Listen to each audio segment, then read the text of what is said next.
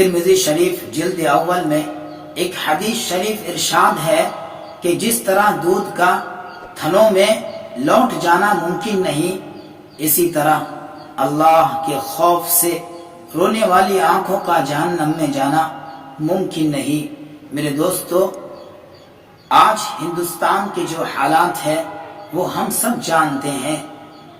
آج کس قدر عوام پریشان ہے وہ ہمارے سامنے ہے۔